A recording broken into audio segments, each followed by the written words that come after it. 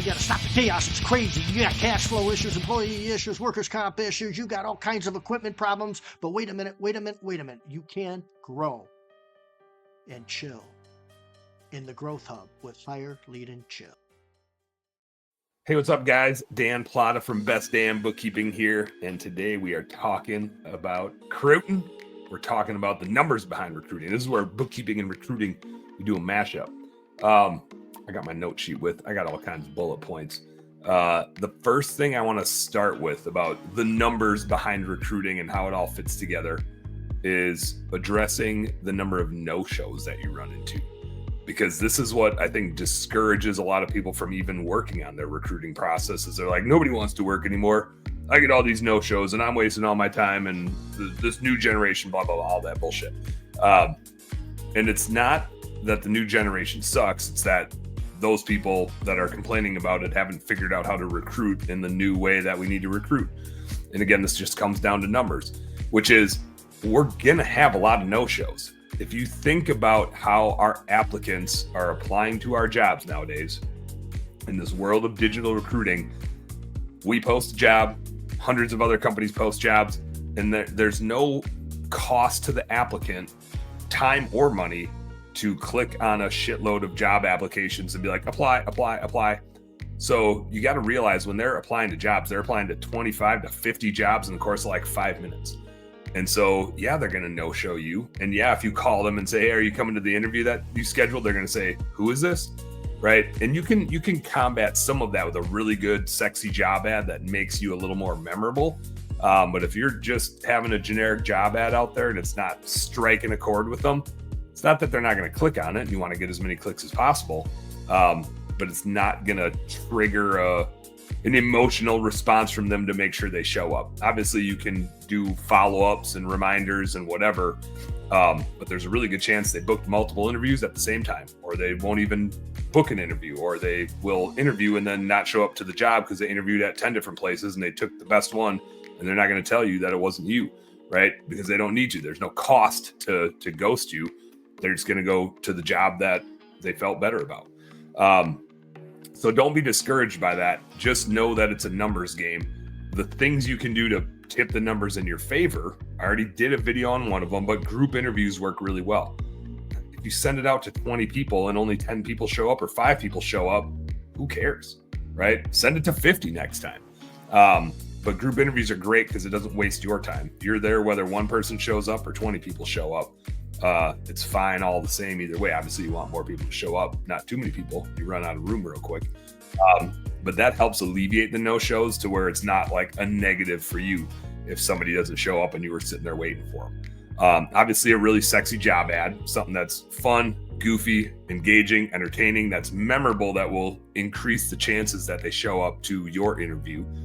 And then when you interview, and part of the reason I like group interviews, and again, go watch that video that I did teaching you how to do group interviews and treat it like a sale, is if you can make that memorable and really attractive, you have a way better chance that they show up on day one of the job and don't go take one of those other jobs that they interviewed at that they didn't tell you about. So there's a few things like that you can do. But again, don't be discouraged by the no-show culture.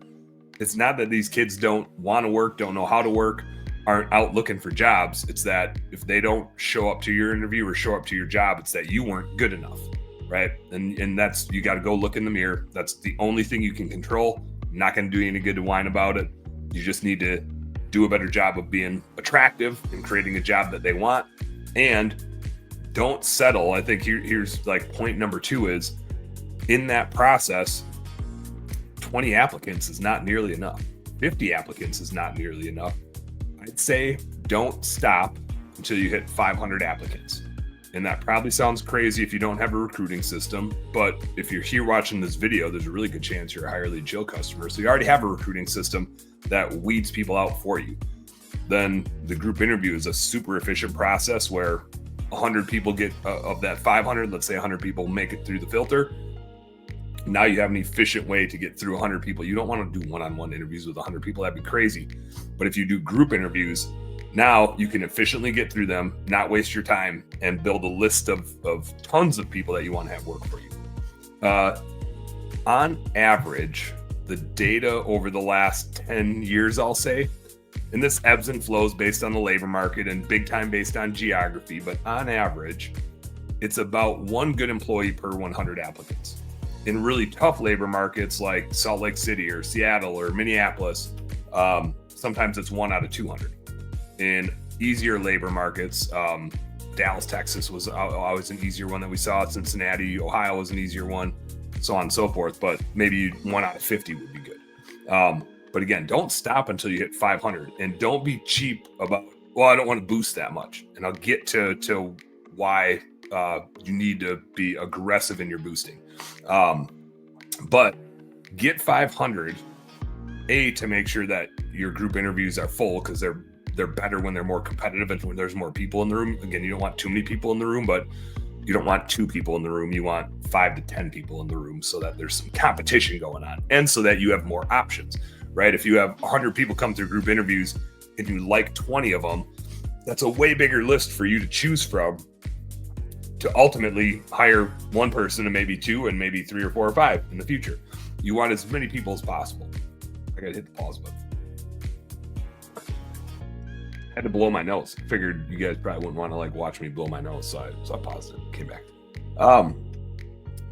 So just make sure you're getting enough applicants. Like I said, 500. I'll get into the spend math behind that, but give yourself enough options, because you don't, just because you recruit people doesn't mean you need to hire them, right? And you can recruit them when the timing is best, and I'll get into that math too. But keep your recruiting and your hiring separate. Go get a bunch of applicants, get them through those group interviews, set good expectations, right? It's a sales process, so set really good expectations. Let them know when you think you can hire them, but you don't need to hire them today just because you interviewed them today.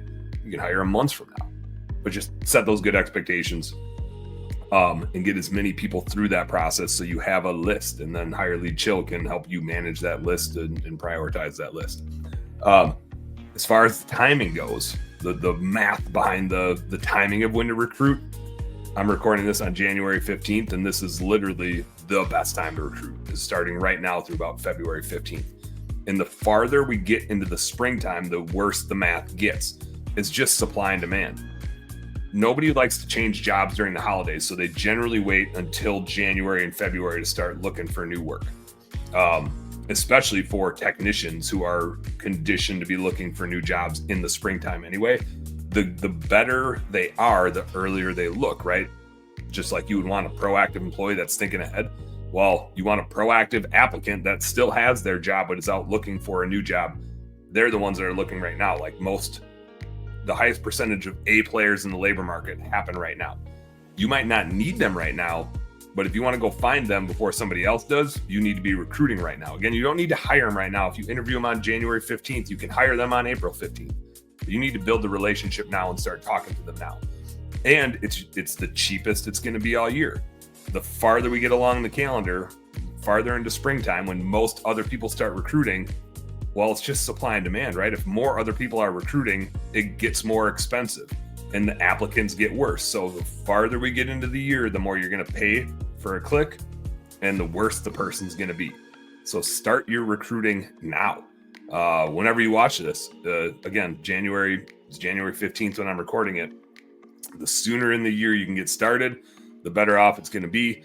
The holidays are really the worst time to recruit. Like I said, nobody wants to change jobs during the holidays. So it's really tough recruiting October, November, December, that kind of Q4 time frame. And Q1 is amazing. The rest of the year is average to sucky, depending on your labor market. What's next on my note sheet? I want to get into the financial math. That's the last little component here. Is what is the value of recruiting and how much can you afford to spend on it? So just super simple math. Let's do this. And I'm going to undersell this just to prove the point. Let's say your average technician can produce $100,000 a year. Now, if you're in exterior cleaning, you can probably 150 to 200,000. If you're in the trades, you're probably talking 400 to 500,000 in some industries. Maid service might be a little lower than 100,000, depending on where you're at and how much you can charge. But I'm going to use 100,000 as a really low bar. An employee can go out and produce 100,000 of revenue. in general, most of the industries that I see from a bookkeeping perspective will generate about a 15% net income. Really dialed in businesses can hit 20 to 25 sometimes. Some struggling businesses are actually losing some money, right? Or people that are investing a lot and growing a lot might be losing a lot. But on average, we're shooting for around a 10 to 15%. Let's call it 15% net income, because we're awesome business owners. We're going to do a good job. We're going to run a good business. We're going to be profitable. So if your employee goes out and produces 100,000 of revenue, that would mean as a business owner, even after you take a wage for running the business, as a business owner, you should have about 15% left of net income. So $15,000 is what that person's actually going to make you, right? And if we look at what it costs to go find people on the recruiting end, I constantly see people that are like gun shy about spending $500 on boosting. Well, they're spending thousands of dollars on marketing. And that always cracks me up, because they're willing to spend money on clients who pay them a couple $1,000 a year, maybe. And they're not willing to spend money on employees who bring in $100,000 a year. So think about that math. How much are you spending on marketing to go find people that pay you a couple $1,000? And how much are you spending on recruiting for people that go generate $100,000+ for you? The math becomes so obvious when we put it that way, right? And as Sean at Hire Lead Chill always says, when you're at that interview table or doing that group interview, that's the biggest sale you're going to make all year, is the best employee in that room. If you can sell them on following you and being part of your company, they're so much more valuable than any customer you're ever going to have. Because you're not going to have that customer unless you have that good technician to go out and do a good job for them. And but another piece of that puzzle is you don't lose sleep over a customer. You lose sleep over an employee, right? When you have an employee not showing up, or an employee you need to fire, or somebody with bad behaviors and it's causing some stress in the team. And hell, even if you do have a bad customer experience, it's usually because you kept a bad employee. It's always the bad employees that cause us to lose sleep. It's not customer issues. Customer issues come from bad employees. And so for your own peace of mind, we should be willing to spend more on the recruiting than we are in marketing. I don't even in our businesses, I don't know that we've actually spent more on recruiting than we have on marketing. But when you put it that way, you're like, why wouldn't I be, right? And again, yet I see constantly people are unwilling to spend $500 on boosting on the most important part of scaling a business, right? You cannot scale a good home service business if you don't have good employees. So don't be afraid to spend money on it. It is the most important part of your business, and it makes the rest of your business work way better. And again, you need to get 500 applicants. So if that costs you $500 or $1,000 or $5,000, go boost enough to get 500 applicants. You're going to need that many to choose from. And here's why it's okay. Let's say you spend $5,000 to go get 500 applicants and you only get one good employee out of that. So you just spent $5,000 to get one good employee. That employee is going to make you $15,000 of net income. So you spent $5,000 to get $15,000. That's a 300% return on investment. And I don't know anywhere else in the world that you're going to get a 300% return on investment for any money that you spend. Marketing sure as hell doesn't do a 300% net income return on investment. I always see people, and this drives me nuts as a bookkeeper, I see people say ROI like it's revenue on investment. Revenue isn't how much you make. Your net income is how much you make. You got a whole bunch of shit to buy and pay for once the revenue comes in. Again, $100,000 leads you to $15,000 of net income. That's what your ROI is based on. And I'm saying you can spend $5,000 for one employee and still hit a 300% ROI. It's crazy. You can't get that anywhere else in the world. So the moral of the story is spend enough to make sure you get enough really good applicants, build a huge list, do it now. If you watch this soon, do it as early in the springtime as you can. The later you wait, the worse it's going to get, the more expensive it's going to get, but give yourself enough options, build that list. Let me check my notes.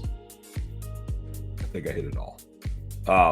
But don't skimp on your recruiting. It's the most important thing in your business, and frankly, probably in your marriage, and if you're a parent, probably in your mental state to be a good parent. If you go get the best employees in the world, your business becomes way more fun, way easier to run, grows way faster, grows way more profitable. Go get them. The Growth Hub, growing while at peace. Brought to you by Hire, Lead, and Chill.